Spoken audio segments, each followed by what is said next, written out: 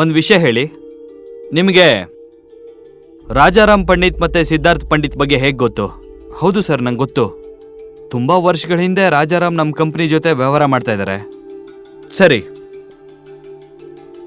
ಇವತ್ತಿಂದ prince group ರಾಜಾರಾಮ್ನ ಕಂಪನಿಯೊಂದಿಗೆ ಯಾವುದೇ ವ್ಯವಹಾರ ಮಾಡೋದಿಲ್ಲ. ಅವ್ರ ಜೊತೆ ಸೈನ್ ಮಾಡಬೇಕಾಗಿದ್ದ ಎಲ್ಲ ಡೀಲ್ಗಳನ್ನು ರದ್ದು ಮಾಡಿ. ಬೇರೆಯವ್ರಿಗೆ ಮರ್ಯಾದೆ ಕೊಡದೇ ಇರೋರಿಗೆ ನಾವು ಅವ್ರ ಜೊತೆ ಕೆಲಸ ಮಾಡೋ ಅಗತ್ಯ ನಮಗಿಲ್ಲ. ನಾವು ಮಾಡೋ ವ್ಯವಹಾರ ಅವರು ಸ್ಥಾನಮಾನ ನೋಡಿ ಮಾಡಲ್ಲ, ಅವ್ರ ವ್ಯಕ್ತಿತ್ವ ನೋಡಿ ಮಾಡುತ್ತೆ.